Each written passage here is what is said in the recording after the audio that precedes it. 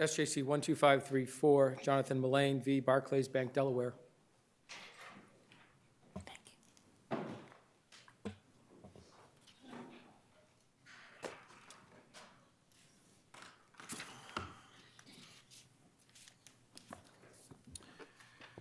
Mr. Mullane, you've seen the procedure. You have 10 minutes, sir. Thank you, Your Honors. I'm Jonathan Mullane. I'm the petitioner in this matter and also the plaintiff in the underlying action. This was what commenced in a small claims session and was unsuccessfully subsequently appealed to the Cambridge District Court for a jury trial. Under Article 15 of the Massachusetts Declaration of Rights, the right to a jury trial is a guaranteed substantive right of all citizens of this Commonwealth. If extraordinary relief is not appropriate in cases such as this one, where there's a substantive right being deprived, it's hard to imagine which cases, if any, would warrant such relief. Of course, the second requirement is the adequate remedy.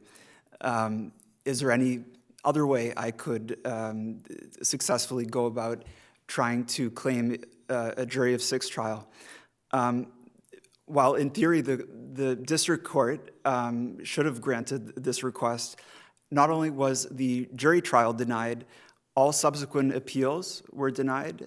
The clerk was instructed to inform me that the record would not be sent to any court whatsoever. And of course, while it's well settled that in Massachusetts, a plaintiff in a small claims procedure is, of course, presumed to have waived his right to a jury trial claim, it is also equally well settled that in a case such as this one, where there was a counterclaim brought by the bank, Barclays, who's the respondent in this matter, because, of course, there are no compulsory counterclaims in the small claims procedure, if the defendant chooses to bring one in that particular venue, they do so at the risk of allowing the plaintiff, who of course then becomes the defendant in counterclaim, the right to appeal the entire matter to the Cambridge District Court. But isn't the issue the same? The issue is the same. That you would be obligated to pay the amount due unless you were to prevail on the claim that you lost in small claims court. Correct. But of course, as Your Honor is aware, this is a general finding of the court. So it's hard to know on what count or what claim, what legal basis the clerk magistrate, not a judge, arrived at this conclusion. And I think it's quite clear from the case law, if and when an appeal is claimed, the entire matter, meaning both the original claims of the plaintiff and the counterclaims that are asserted against the plaintiff, are subsequently appealed to the district court for a jury of six trial, and that issue is left to the jury to decide on their own which, to adjudicate the matter as a jury sees fit.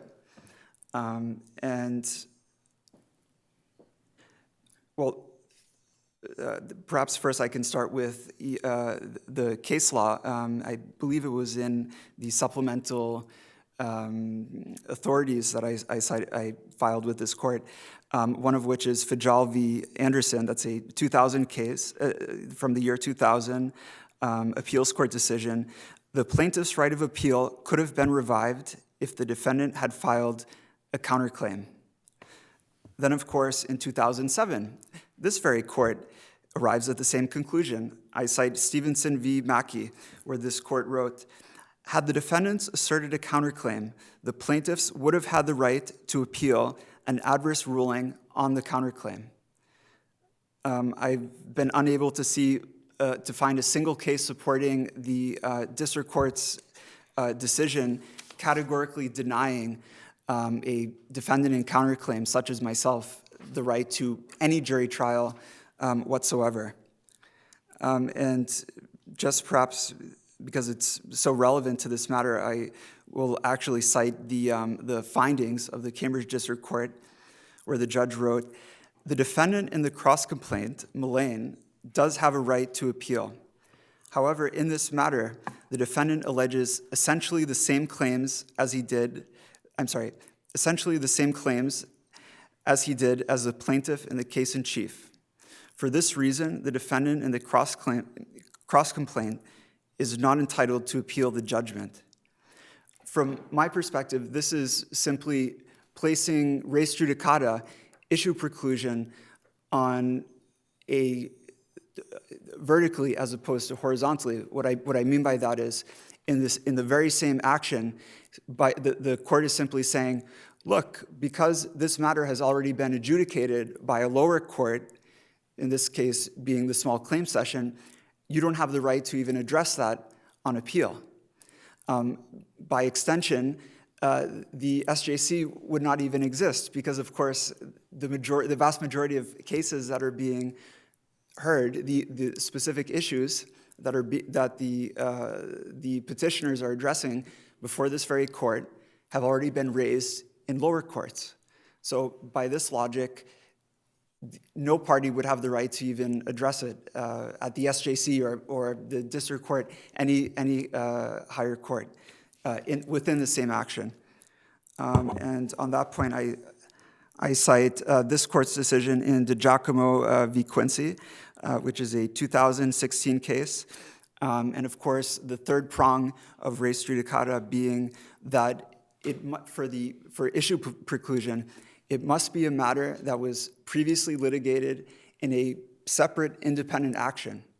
So by simply saying, because this issue was raised in the same action, but at a lower court, to simply say that the plaintiff has no right to address that or to relitigate it on appeal is nonsensical, and in fact contradicts the case law that I previously cited, such as Stevenson v. Mackey, where this court was unambiguous, stating that the right to appeal any adverse ruling on the counterclaim is an absolute right. And just if I may briefly address the single justice's point, I think in the finding, the single justice noted that the petitioner is essentially, being myself, is essentially addressing the appellate process, and that the petitioner is obviously not happy with the conclusion of the very limited appellate process of the small claims procedure, and that is not a matter that's that would be appropriate in a extraordinary relief appeal under either under a certiorari action or also under the 218 subsection 13, if I'm citing the statute correctly. But with respect to that point, I would respectfully disagree because, as I previously stated, my challenge is the procedure itself, the fact that there was no trial that took place and that a trial was denied. I'm not challenging the merits per se of the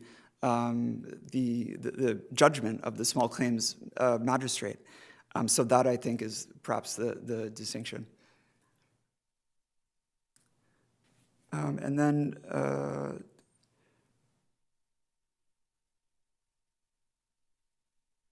just finally, if I could touch on Rule 8.1E, which, as the court is aware, is a relatively new statute that applies to defendants such as Barclays in this matter. Of course, under subsection E, one of the new requirements for all credit card matters going before any court in this Commonwealth, starting, I believe, January 1st, 2019, is that an affidavit verifying that the address of the cardholder has been verified by the company.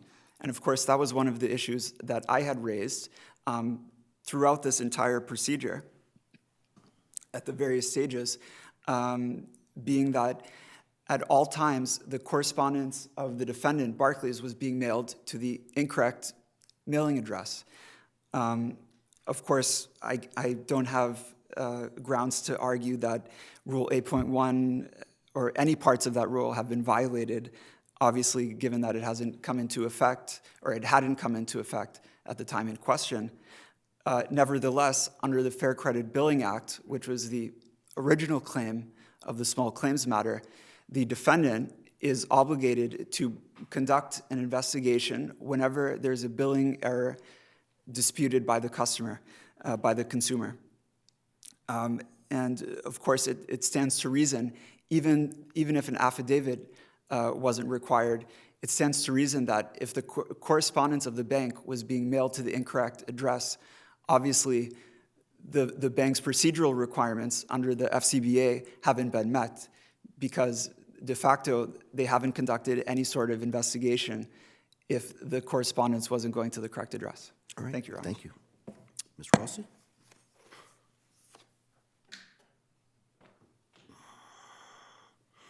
Good afternoon. May it please the court. My name is Jennifer Rossi from the Law Office of Jennifer Rossi, LLC. I represent the respondent defendant, Barclays Bank, Delaware. This case started in small claims court in the Cambridge District Court. The case was initiated by Mr. Mullane, the petitioner, through his counsel who represented him through the entire proceedings in the small claims court in Cambridge and throughout the numerous motions that were filed that were before Judge Hogan in the Cambridge District Court. So he was represented by counsel at that time. With this appeal, he is pro se. I believe that Justice Kafker, the single justice's opinion, did get this correct.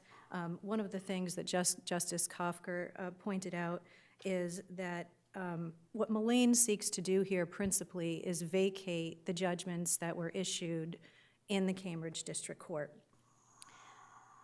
Mr. Mullane had the opportunity to file a motion to vacate. In the record appendix, there's documents from the Cambridge District Court, the notices of appeal, the notices of the judgment, instructions to the losing party on what they can do, and one of them is to file a motion to vacate within 1 year of the judgments being issued. Because those judgments were issued in December of 2017, that remedy, that avenue, has since expired, and Mr. Mullane has chosen to bring this appeal here in this court. There were several avenues by which Mr. Mullane, the petitioner, had as remedies in the Cambridge District Court. He was the plaintiff in the case, so as to his principal claims against Barclays, he chose the Small Claims Forum, and as we know, there's no right to appeal as the plaintiff on your principal claims if you lose them in the Small Claims Forum. However, we acknowledge, and it's part of the record, that Barclays did file a counterclaim against plaintiff relating to monies that the plaintiff owed to Barclays. Barclays did obtain a favorable judgment on the counterclaim as well. And Mr. Mullane could have appealed the counterclaim. We're not disputing that. The case law is clear. But that's not what he did. Mr. Mullane's claims against Barclays involved the Fair Credit Billing Act, and his appeal to the regular docket of the Cambridge District Court involved those same Fair Credit Billing Act claims. And that's what Judge Hogan, after hearing on February 12th of 2018, focused on, and in rendering her findings, that's why she didn't allow the appeal to go forward. So you're contending that if he had challenged the counterclaim by saying that is the calculation of how much I owe is wrong, he would have been allowed to proceed? I do think so. Yes, Justice Gantz. In other words, if the tables were turned and Mr. Mullane was successful on his Fair Credit Billing Act claims against Barclays,